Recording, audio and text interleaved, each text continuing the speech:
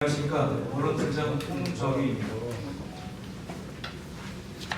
먼저 급하게 브리핑을 진행하게 되어 죄송하다는 말씀드리며, 코로나19로 인한 경제활동 위축에 따른 국가 비상 경제상 위기 국가, 취약계층 등 민생 구제를 위한 코로나19 긴급 추경 예산 편성 브리핑에 참석해 주신 언론인 여러분께 감사를 드립니다. 오늘 브리핑 진행은 서철문 시장님의 코로나19 감염병에 대한 방역과 피해 극복 지원, 그리고 이번 사태의 지역경제 영향 최소화 및 관내 소상공인 생계 지원을 뒷받침할 추경 예산안 편성 방향 및 정책 사업에 대한 설명 후 질의응답 순으로 진행하도록 하겠습니다. 그럼 지금부터 코로나19 피해 극복 지원을 위한 2020년 제1회 추가 경제 예산 편성 브리핑을 시작하겠습니다. 먼저 시장님께서 코로나19 추경 예산안 편성 방향 및 주요 정책 사업에 대한 브리핑을 해주시겠습니다.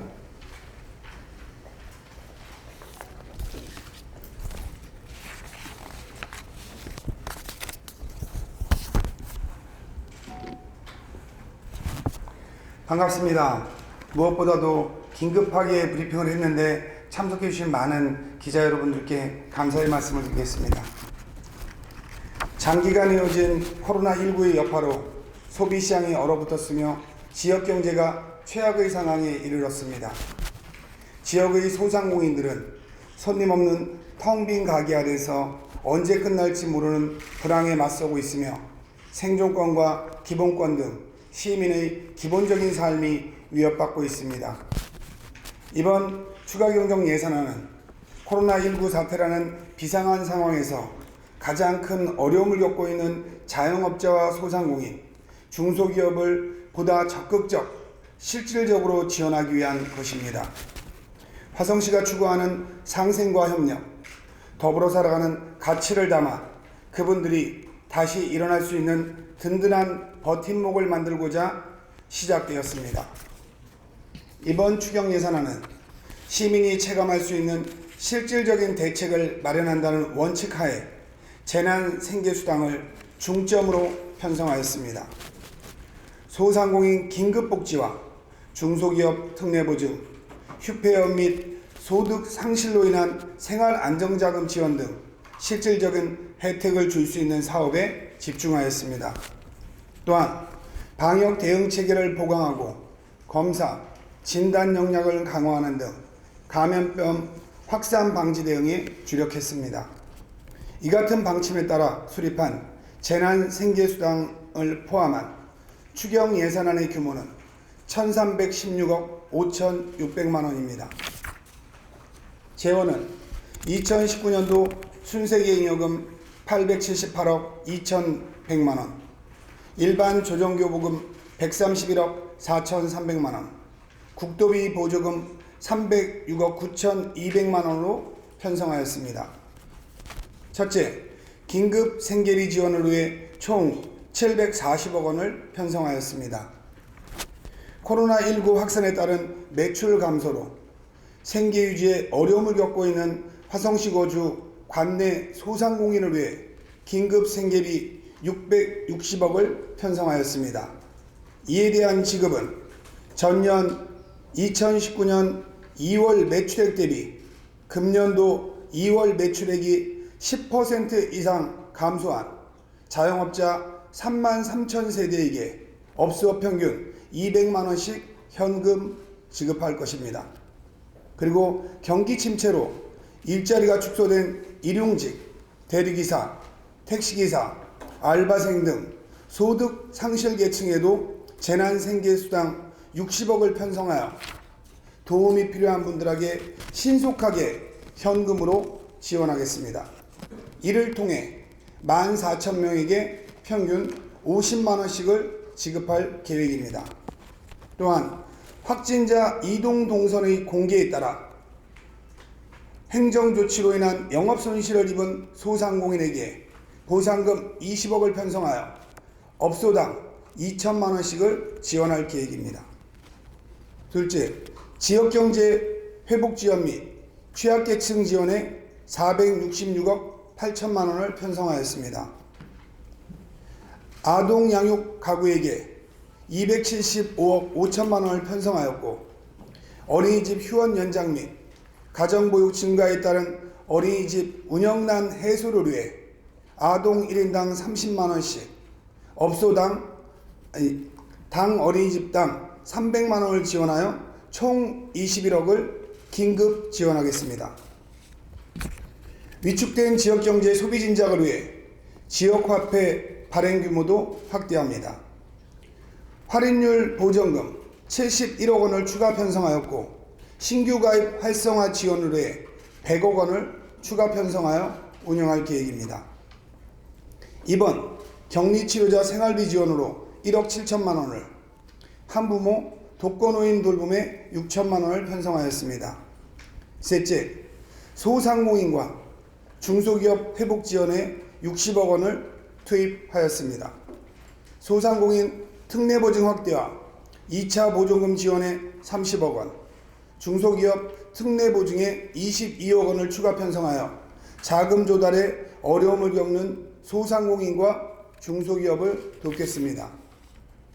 대체 생산 R&D 비용을 우선 지원하기 위해 6억 7천만 원을 편성하였습니다. 코로나19 여파로 주요 행사가 취소되면서 위축된 화훼시장의 소비 활성화를 위하여 1억 5천만 원을 편성하였습니다. 넷째, 코로나19 방역체계 보강 및 고도화에 56억 원을 편성하였습니다.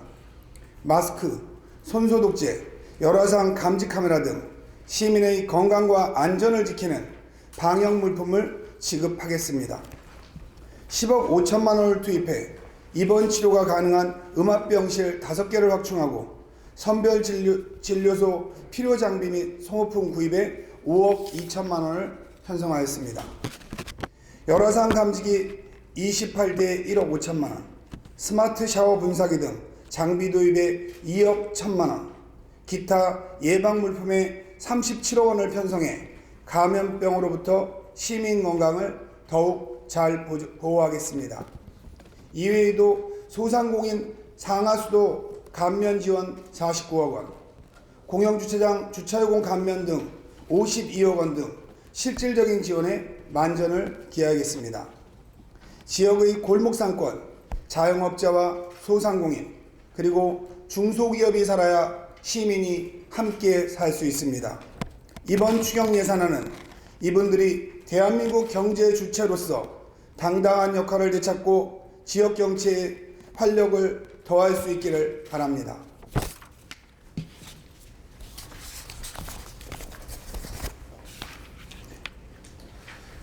다음은 추경 예산 편성안에 대한 질의 답변 시간을 갖도록 답변은 시장님께서 해주시겠으며, 추가 설명이 필요하시면 해당 실국수장님이나 담당 과장님이 해주시겠습니다.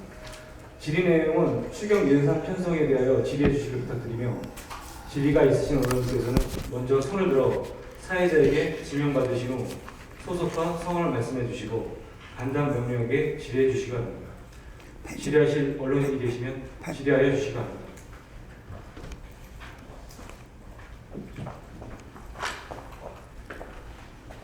예, 국민일보 강희천 기자입니다. 네.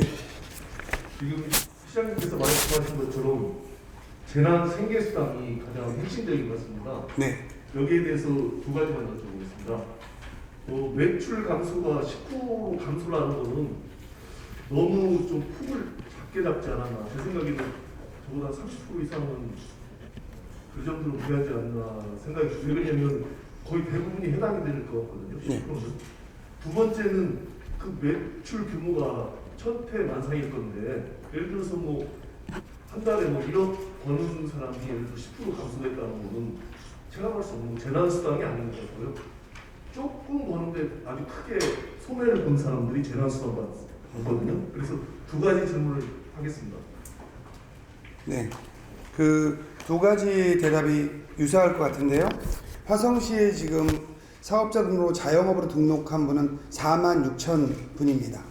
그런데 그 중에서 원래 기본 취지는 재난소득 개념으로 해가지고 전원 지급하려고 했습니다. 이건 화성시 지역 경제 활성화에 중요한 의미를 담고 있습니다.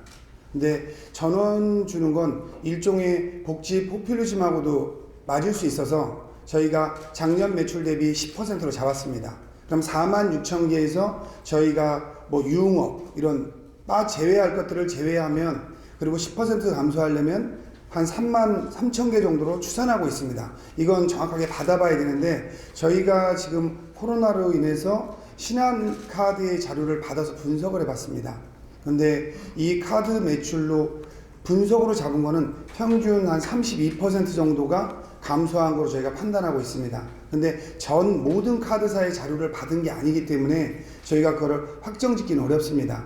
그래서 이건 재난에 대한 개념이고 이 또한 지역 경제랑 활성화하는 데 연관이 있다 해서 최대한 많은 데가 받을 수 있게 하자 해서 저희가 33,000개에 약 200만 원 정도씩 해서 660억을 편성한 겁니다.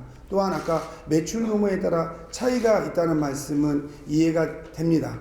하지만 그 매출 규모에 대해서 저희가 자영업 33,000개에는 아마 10% 정도가 제외되기 때문에 큰 매출에 해당하는 건 없을 겁니다. 또한 여기에 추정의 가장 본질적인 부분은요, 화성시의 경제가 침체되는 걸 막자는 거에 본질이 있습니다. 시는 시의 예산을 우선순위를 정해서 쓰는 단체입니다. 그렇기 때문에 지금 어느 게 중요하냐 해서 경제를 다시 회복하는 거, 그래서 자영업지에 대한 지원과 여기 지역화폐 활성화 이 부분도 경제를 다시 선순환으로 돌리는 역할의 방침이 찍혀 있고 많은 분들에게 이 혜택이 돌아가게 하자 여기에 방침이 좀 찍혀 있습니다. 다음 질의하십시오. 네, 경기의 오현석 기자입니다. 재난 상계 수단을 현금으로 지급하신다고 하셨는데 오히려 지역 경제 활성화를 위해서는 지역 화폐가 더 유리한 게 아닌지 그런 생각이 들 수도 있어요.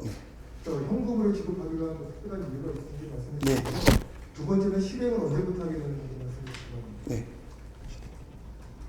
현금으로 하게 된 거는 지역 활성화는 지역 화폐가 필요할 수 있습니다. 근데 지금 제가 청와대랑 총리실과 국회의장실에 건의를 한 게 있습니다. 제도 개선을 해달라. 그 부분이 뭐냐면 저희가 지자체가 예산을 집행하면서 제도적 한계가 있습니다. 그 제도적 한계가 자영업으로 곧 문을 닫게 생긴 분들한테 소상공인 지원에 관한 법률에 의해서 지원할 수가 없습니다. 그러니까 그분들의 생계가 어려워진 거로 인해서 생계수당을 지원할 수밖에 없는데요. 이게 지역화폐로 주게 됐을 경우에 이 자영업 하시는 분은 예를 들면 치킨집 하시는 분은 당장 임대료를 내고 물건값을 지불해야 됩니다. 근데 이거를 지역화폐로 발행을 했을 경우에 이분들이 당장 쓰는데 한계가 있습니다. 이게 제도적인 문제가요. 저희가 33,000개 업체에 평균 200만 원씩을 지원하는데 현행 법으로는 200만 원을 한 번에 지불할 수 없게 돼 있습니다. 그래서 이것도 저희가 두세 달로 분할을 해서 지원하는데 내일도 저희가 국회 토론회에서 이거를 한 번에 200만 원을 주면 되게 실효성이 있는데 제도적 한계로 저희가 나눠줘야 됩니다. 나눠주면 행정적인 문제도 또 비용도 발생하고요. 여러 가지가 문제가 있는데 그런 부분이 있어서 저희가 현금으로 지원하기로 결정을 했고요. 이게 언제 실행할 거냐? 이 부분은 추경안이 저희가 19일 통과되면요. 최대한 단시간에 가능하면 3월 말까지 이 조사를 끝내서 4월 첫째 주에 집행할 수 있도록 최선을 다하려고 합니다. 다음 질의 받겠습니다.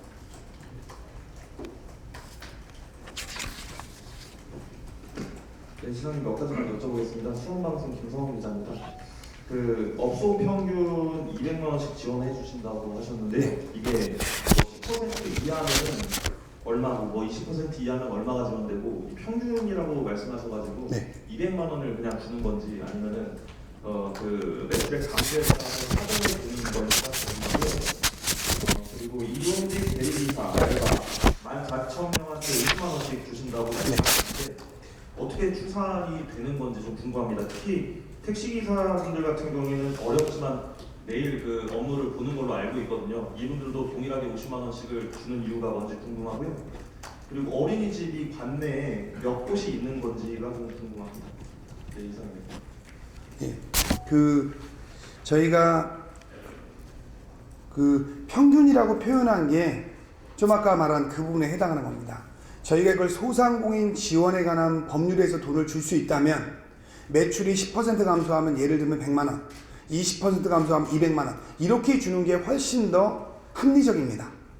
그런데 지금 제도상으로 그렇게 돈을 지불할 수 있는 방법이 없습니다. 현행 법령으로. 그러니까 생계 안정자금으로 지원을 해야 됩니다. 근데 생계 안정자원으로 지급을 하다 보면 이분의 부양가족이 한 명이면 저희가 한 달에 줄 수 있는 최고액이 45만 9,700원입니다. 자기 혼자 주민등록상으로 돼 있으면. 두 가족으로 돼 있으면 75만 원까지 지원할 수 있습니다. 세 가족으로 돼 있으면 105만 원을 지원할 수 있습니다. 지금 현재 상황에서 지급하시는 방법이 그러한 방법밖에 없기 때문에 이게 차등적으로 적용하기가 어려운 겁니다. 이분이 예를 들어서 매출이 50% 감소해도 더 줄 수 있는 현재 법령이 불가능합니다. 그래서 제가 청와대랑 총리실에 그러한 법령 개정이 필요하다라는 건의를 그저께 드리게 된 겁니다. 이거를 집행에 어려움이 있기 때문에. 또한 아까 14,000명에게 평균 50만 원 준다는 것도 맥이 같습니다. 저희가 대리기사를 했다든가 아니면 택시기사를 하다가 일이 줄어서 소득이 감소했다든가 아니면 저희가 학원이나 이런 강사를 했는데 지금 학원이 안 하고 있지 않습니까? 이런 분들이 다 소득이 줄었습니다. 이런 분들은 본인이 학원 강사를 했거나 대리기사를 했다는 걸 입증을 하면 그분의 소득 분위에 따라서 좀 아까 같은 방식으로 1인 가족일 때는 50몇만 원 지원하는 게 달라집니다. 그렇기 때문에 저희가 60억을 편성하고 어느 분은 예를 들면 200만 원을 받아갈 수도 있고요. 어느 분은 50만 원을 받아갈 수도 있습니다. 근데 50만 원을 받아간다고 가정했을 때 14,000명에게 혜택이 돌아간다는 표현을 한 겁니다. 그렇기 때문에 이게 14,000명이 될 수도 있고 100만 원씩 받아가면은 14,000명에서 6,000명으로 줄을 수도 있는 겁니다.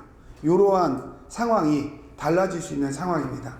그 다음에 어린이집은 제가 지금 정확하게 개수를 네. 그래서 저희가 이 어린이집은요, 그 아동 한 명당 30만 원씩을 잡아서, 왜냐면 우리가 가정형 어린이집은 개수가 아동 수가 적습니다. 예를 들면 7명, 6명 있는 데도 있으니까 그런 데들에 지원하게 된 배경이요. 저희가 이번 국가에도 집에서 아동을 양육하는 분들한테 양육수당을 추가로 지급을 합니다. 이러다 보니까 어떤 문제가 생기냐면, 코로나 때문에 아이를 어린이집에 안 보내는 분이 어린이집에 등록을 뺍니다. 빼게 되면 그 어린이집에 대해서는 그 아동수당이 가지 않죠. 부모한테 돌아가게 됩니다. 그럼 이 어린이집은 본인들이 30명을 기준으로 해서 예를 들면 운영을 하고 있던 집이 5명을 아이를 빼게 되면 수입이 확 줄어듭니다. 그러면 선생님들은 그대로 있는데, 그렇기 때문에 저희가 한 아동당 30만 원씩 10명까지, 그러니까 무제한 늘릴 수가 없기 때문에 10명까지 해서 평균 300만 원, 그리고 줄지 않아서 잡을 때 대략 아직 조사한 게 아니기 때문에 700군데 정도 지원한다. 이 계획 아까 900 몇 군데라고 하셨잖아요. 700군데 정도 지원한다 해서 21억을 편성한 겁니다. 그럼 이제 700군데라고 해도 6명, 7명인 데는 300만 원씩이 안 가기 때문에 개수는 700개가 넘게 됩니다. 그리고 아동이 줄지 않은 곳도 있습니다. 그런 부분까지 같이 추계가 되기 때문에 저희가 요거는 21억이면 평균 어린이집당 300만 원의 지원이 가능하다. 이렇게 추계가 된 것입니다.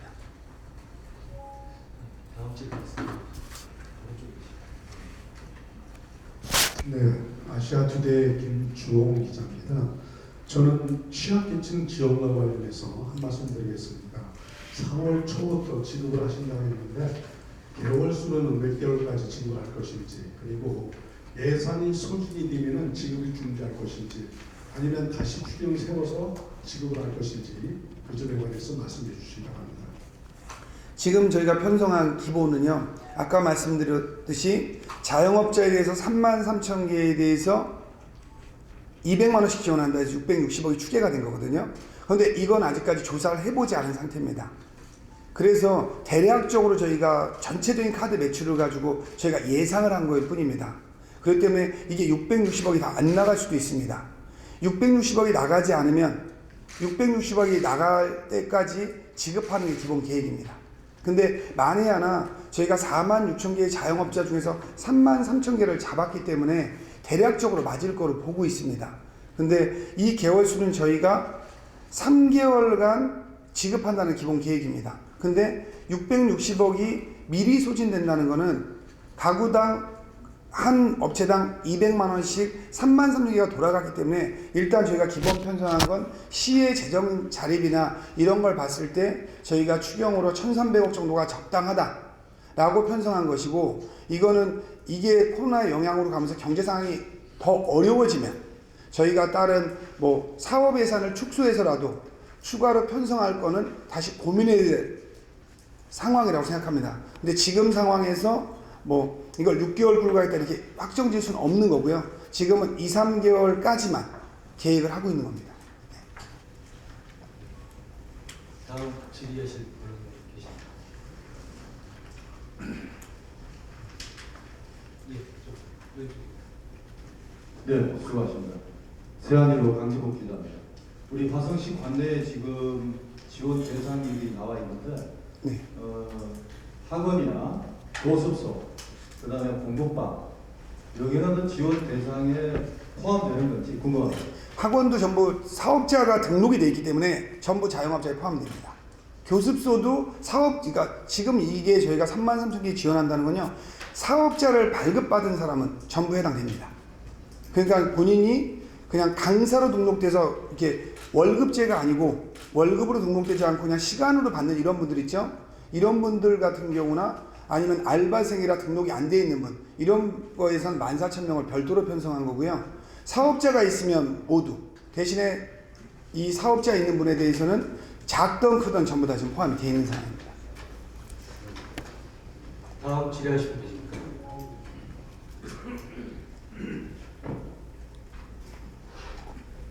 네, 경기타임스의 박봉수 기자입니다. 시장님한테 다른 말씀 잘 들었던 건 더 여쭐게요. 지금 보면 택시 기사나 아까 대리 기사에 대해서 말씀하셨습니다. 지원에 대해서. 네. 화성시에서 근무 주소지가 된 사람만 네. 대리 기사는 가능할 것이고요. 네. 택시가 되면 쉽게 말해 내가 주소는 화성이 아니고 화성에 소재된 운수업체에 들어가 있는 기사일 거라고 생각을 합니다. 어떤 식으로 지원을 하실 것입니까? 저희가 지원한 건 화성에 주소지를 둔 사람입니다. 그러니까는 택시기사가 운송업체는 여기면 저희가 운수업체에 대한 지원은 별도로 있습니다. 하지만 운수업체에 있는 기사에 대한 거는 화성시를 주소로 두지 않으면 해당되지 않습니다. 더 이상 질의하실 분 네. 계십니까? 아까 추가 질문을 하려고. 네. 그러면은요, 지금 10% 말씀을 하셨잖아요. 네. 그러면 지금 거의 그 재난 기본소득으로 어느 정도 봐도 되나요? 봐도 됩니다. 알겠습니다. 더 이상 질의하실 그 언론분께서 네. 추가 질의하실 분 계신가요? 그러면 이분들이 신청은 어떻게 해야 되는 건지. 네. 그 신청은 지금 안에는 저희가 그렇습니다. 46,000개의 자영업자가 있습니다. 신청을 받는 것보다는 아직까지 정교하게 안 됐는데요. 받는 것보다는 46,000개를 행정력을 통해서 전부 방문해서 조사할 생각입니다. 그분들이 신청하러 또 오고 하면 모르는 분도 있기 때문에 저희가 46,000개의 업체 리스트가 있기 때문에 읍면동별로 나눠서 행정력을 통하면 일주일 안에 전수조사가 가능하다고 보고 있거든요. 그래서 직접 방문 조사할 계획입니다. 시정에 대하여 뜨거운 관심을 가져주시게 되어 깊이 감사드리며 궁금한 사항이 많으실 것으로 사료되거나 예정된 일정을 하여 질의 답변 시간을 마치겠습니다. 궁금하시면 질문하시면 지금 답변 드리겠습니다. 네. 추가 있습니다.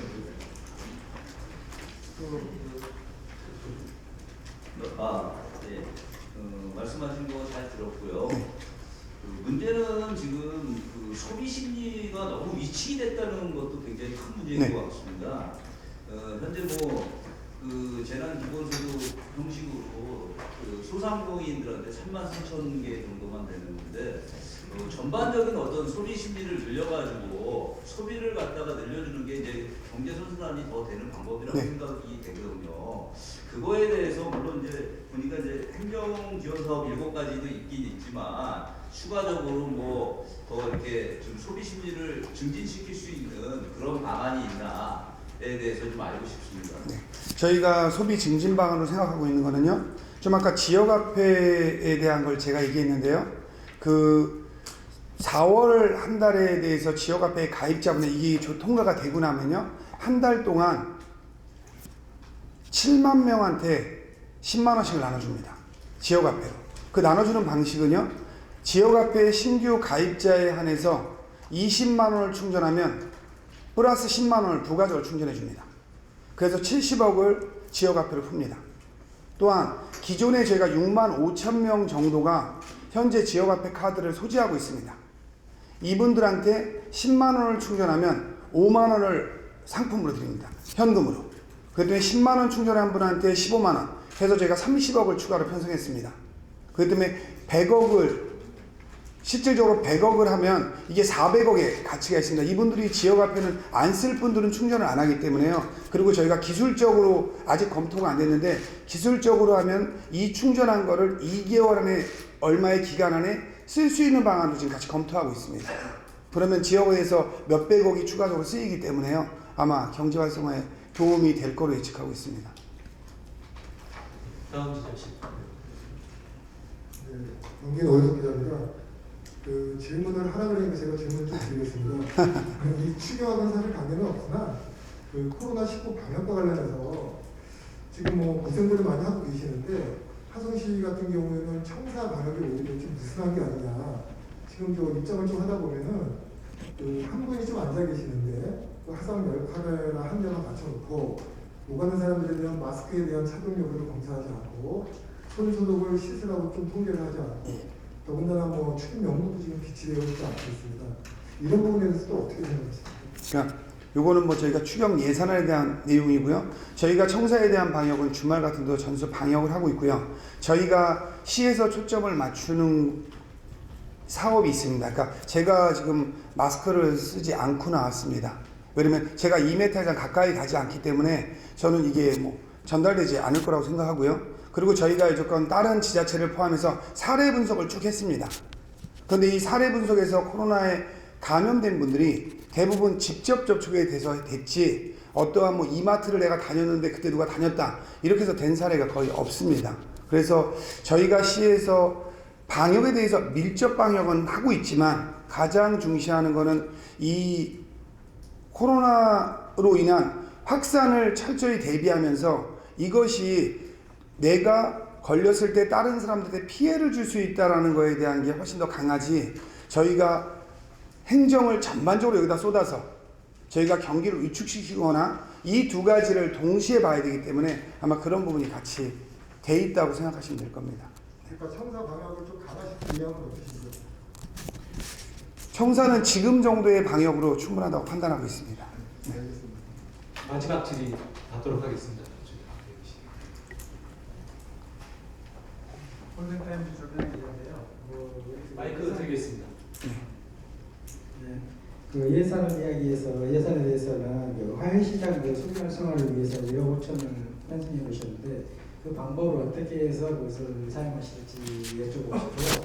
또 한 가지는 그 37억 원의 예방물품 공급이 있는데 지금 돈이 있어도 마스크를 구입하지 못하는 그런 실정인데 이걸 어떻게 구입할 수 있는 방법은 있는지, 그리고 어떤 방법으로 그것을 구입된 마스크를 배분할 것인지에 대해서 그 화훼시장 활성화에 대해서는 저희가 지금 기본적으로 생각하고 있는 거는 이게 민간 경기를 저희가 인위적으로 화훼시장을 활성화하기는 어렵습니다. 근데 저희가 이 편성된 걸 가지고 저희가 꽃 나눔이라든가 꽃 보급이라든가 청사에도 꽃을 저희가 구매해 준다든가 이런 비용으로 많이 사용될 것이고요. 그 다음에 물품 구매랑 관련해서는 방안이 이렇습니다. 지금 현재 저희가 국가에 건의한 방안들 중에는요, 이 금액으로 부족하냐 많냐 차이도 있지만 저희는 공공에 대해서 좀 이따 구매할 수 있는 방법이 나올 거라고 예측하고 있습니다. 그러면 공공에서 구매할 분이 있으면 이걸 구매해서 저희는 저소득층이나 사회적 약자에 대한 분배분을 생각하고 있습니다. 그래서 그런 부분으로 사용하려고 생각하고 있습니다. 그렇다고 이것이 그 정확한 시기에 구매하지 못한다 그러면 네. 필요성이 없어질 수도 있다는 말씀이시죠. 그러니까 저희가 지금 이거는 재난에 준하는 상황입니다. 그렇기 때문에 모든 게 완벽하게 계획이 짜서 우리가 본예산 편성하듯이 이렇게 짜기는 어렵습니다. 그런데 이게 정부의 방침도 계속 바뀌지 않습니까? 그래서 지자체가 구입할 수 있는 권한을 줬을 때 돈이 없으면 구입하기가 어렵습니다. 그래서 편성을 해놓고 시가 구입할 수 있으면 구입을 하고 하다못해 이번에도 저희가 면 마스크 보급 운동을 합니다. 그럼 면 마스크 같은 경우도 저희가 구매를 해서 면 마스크를 나눠줄 때도 나눠주고 이런 비용으로 생각하고 있습니다. 그러면 잠깐만요. 한번 물어보라니까 잠깐 하나만 더 물어보겠습니다. 네. 예산이 많아서요. 시장님, 약 3년 전에 화성에서 신천지 대회가 있었습니다. 네. 알고 계십니까? 뭐 있었다는 얘기 들었습니다. 있었습니다. 그런 후에 신천지 교인이 굉장히 늘었어요. 젊은 친구나 나이 드신 분이. 저는 대단한 외국 원수가 온 줄 알았거든요. 저도 그 자리 현장을 가봤는데, 그럼 얼마 전에도 화성시에서 굉장히 빠른 대처를 하시고 시장님이나 나머지 공직들이 잘해 오셨어요. 그러면 여기도 지금 화성 신천지에 어떤 뭐라 그러지? 자기들끼리 모여서 하는 뭐라고 하는 용어가 있지 않습니까? 네. 지금 그런 부분이나 신천지 교인에 대해서 실태 파악이나 네. 아니면 그 거주소라거나 그걸 파악한 게 있는지 파악한 게 있습니다. 있습니까? 네. 신도수는 얼마나 된 걸로 근데 그 부분에 대해서는 저희가 이렇게 말씀드릴게요. 저희가 파악을 하고 있는 게 100% 정확하다는 걸 말씀드릴 수 없습니다.